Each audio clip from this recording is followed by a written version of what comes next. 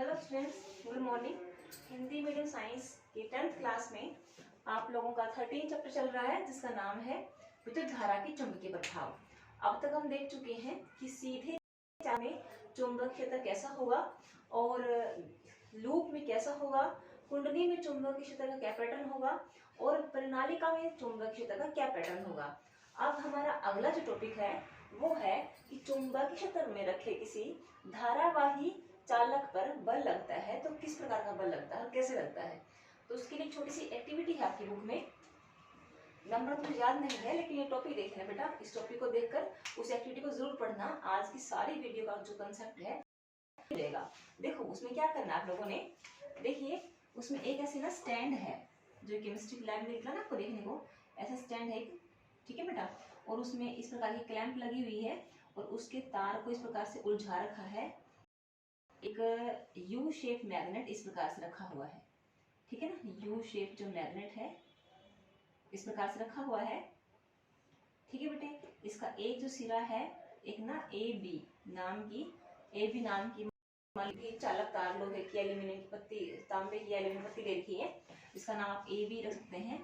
तो एक सिरे पर आपने ये लगा रखी है और दूसरे सिरे पर आपने ये लगा रखी है, ये वाली ये लगा रखिए। समझ गए आप लोग। तो यानी कि आप या फिर इसको ना ऊपर से घुमा के ले आओ, यहाँ पर थोड़ा सा कंफ्यूजन दिखाई देगा आपको, ये देखो, ठीक है, ठीक है बेटा। तो ये जो चुंबक है मान लो नॉर्थ टू साउथ है, इसके ये सिरे इस प्रकार से दिखा रखे हैं, ठीक है ना। और बेटा ये जो विद्युत क्षेत्र दिखा रखा है, मान लो ये यहाँ पर आप ये हो गए हमारा विद्युत क्षेत्र, यहाँ पर आप कुंजी को ले लो, प्लग की को ले लो। तो इस प्रकार का सेटअप आपने उस एक्टिविटी के लिए तैयार करना है, ठीक है बेटा। आसान है ना, मुश्किल नहीं है। तो आप देखो धारा की दिशा कहाँ होगी, धन से ऋण टर्मिनल की ओर होगी। तो धारा की दिशा कैसे होगी, ए से बी की ओर होगी, यूं जाएगी धारा, ठीक है बेटा। बात समझ में आ गई। तो अब आप लोगों ने क्या करना है, देखो हमारा टॉपिक क्या है, चुंबकीय क्षेत्र में रखा। देखिए चुंबकीय क्षेत्र है ना बेटा, चुंबक क्षेत्र में रखे किसी धारावाही चालक पर बल लगता है तो वो किस प्रकार से बिहेव करता है, ठीक है बेटा। तो देखो जब किसी चालक तार को इस प्रकार से चुंबकीय क्षेत्र में रखते हैं, उस चालक में से करंट गुजारते हैं, तो बेटा क्या होगा,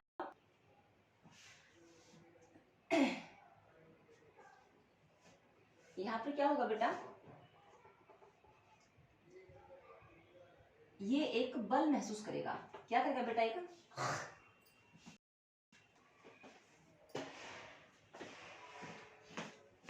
यह एक बल महसूस करेगा, चालक तार एक बल महसूस करेगा। उस बल के कारण यह अपनी दिशा से हटेगा भी, ठीक है ना। अब वो किस साइड हटेगा ये देख हम लोग क्या करते हैं, एक दूसरा नियम करते हैं जिसे हम कहते हैं फ्लेमिंग का वाम हस्त नियम, ठीक है बेटा। फ्लेमिंग का वाम हस्त नियम ये क्या है मैं आपको अगली वीडियो में बताऊंगी, आपको बता देती हूँ। इसके अनुसार ये जो अंगूठा होता है ना, ये अंगूठा ये धारा की दिशा को दर्शाता है। सॉरी ये जो उंगली है ना बेटा, ये चुंबकीय क्षेत्र की दिशा को दर्शाती है, ये धारा की दिशा को दर्शाता है। और अंगूठा जो होता है ना है बेटा लगे गए बल की दिशा को। तो यानी कि चुंबकीय क्षेत्र की दिशा ये हो गई, ठीक है बेटा। चुंबक क्षेत्र की दिशा ये हो गई, धारा की दिशा ये हो गई। और जो ये पत्ती है, जो ये जो आपकी जो चालक तार है, ये वाला जो सिरा हिस्सा ये नीचे की ओर जाएगा, यानी कि चुंबक ये जो हमारा बोर्ड है ना उसके अंदर की ओर जाएगा ये, ठीक है ना बेटा। अब जब आप लोग धारा की दिशा को बदल देते हैं, तो क्या होगा, यहाँ पर आप ऋण धन ऋण और धन टर्मिनल कर दिया आपने, ये देखिए, ठीक है। बात समझ में आ गई बेटा। तो अब जो चुंबकीय क्षेत्र है उसकी दिशा धन से ऋण, अब ना सॉरी धारा की दिशा है ना बेटा वो बदल जाएगी, वह अब B to A हो गई, ठीक है ना बेटा। अब ये ऊपर की ओर जाएगा, गति करेगा। बात समझ में आ गई, ठीक है बेटा। तो धारा की दिशा है ना अब वो रिवर्स हो जाएगी, बदल जाएगी। तो अब क्या होगा, फ्लेमिंग के वाम हस्त नियम के अनुसार जो है बेटा, अब ये जो AB जो चालक तार है ये बोर्ड से ऊपर की ओर गति करेगा, ठीक है ना बेटा। तो बल लगेगा ना ऊपर की ओर लगेगा। अब ये बल किस प्रकार से लगेगा, ये हम कैसे डिटरमाइन करते हैं, यह है फ्लेमिंग का वाम हस्त नियम। वाम मतलब बायां, उल्टा। फ्लेमिंग वैज्ञानिक का नाम है, फ्लेमिंग के बाएं हाथ का नियम। बायां हाथ निकालो, ये हमारा बायां हाथ है, कि अपने पहले 3 फिंगर्स को, अंगूठा और 2 फिंगर्स को ऐसे फैला लो, एक दूसरे के 90, देखो 90 है, ये 90 है।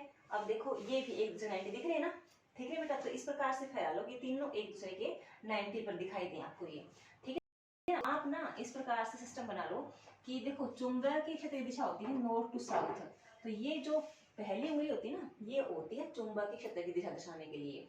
ये होती है ना ये वाली, देखो ये वाली मिडिल फिंगर होती है, ये होती है धारा की दिशा दर्शाने के लिए, और ये होती है बल की दिशा दर्शाने के लिए, ठीक है बेटा। तो हमने बल निकालना है ना, तो इसको हम सबसे लास्ट में रखेंगे, तो अपने आप ही अपने आप को पॉइंट आउट कर लेगा। आप हमारे पास ये दोनों हैं, इनको जानते हैं, इसको नहीं जानते हम लोग, तो इसको तो निकालना ही है, तो उसको बोलिए इनको रखो। देखो नॉर्थ टू साउथ है ये। अब धारा की दिशा देखो, देखो बिल्कुल सही जा रहा है, नॉर्थ दिख रहा है ये, है ना चुंबक क्षेत्र, ये दिख रहा है B to A दिख रही है, ये धारा की दिशा, और ये अंगूठा बोर्ड से अंदर की ओर जा रहा है ना। तो यानी कि जो ये पत्ती है AB एलिमेंट, ये ऊपर की ओर आएगी, ठीक है ना बेटा। तो जो चुंबक की क्षेत्र में रखा धारावाही तार है, उसमें बल लगेगा, और वो कैसे गति करेगा, आगे पीछे बल क्या होगी, हम फ्लेमिंग के बाएं हाथ के नियम द्वारा निकाल सकते हैं, ठीक है बेटा।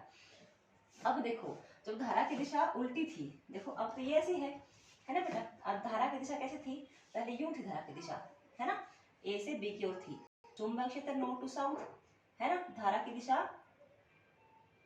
कहाँ है बेटे, धारा दिशा A से B की ओर है, और हमारा अंगूठा कहाँ जा रहा है, बोर्ड के अंदर जा रहा है। इसका मतलब क्या हो गया, जो A B है वो अंदर की गति कर रही थी। तो 2 पॉइंट हो गए बेटा, कि चुंबक के क्षेत्र में रखे किसी धारावाही तार पर बल लगता है, तो उसको एक क्रिया आप दर्शाइए, और दूसरा जो है वो है फ्लेमिंग का वाम हस्त नियम क्या है, और इसको किस प्रकार से किसी चालक तार पर लगने वाले बल को निकालने के लिए प्रयोग करते हैं, वो बताइए, ठीक है बेटा।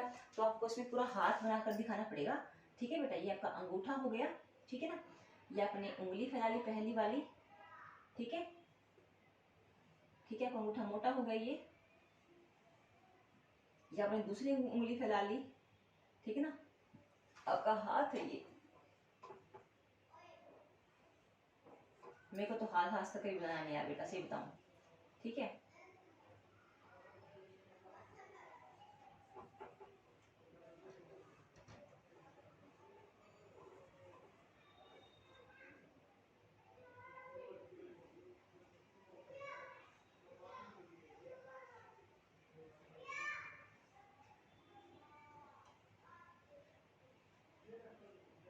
ठीक है बेटा, इस प्रकार से दिख रहा है ना, ये इस प्रकार से खुलेंगे, ठीक है।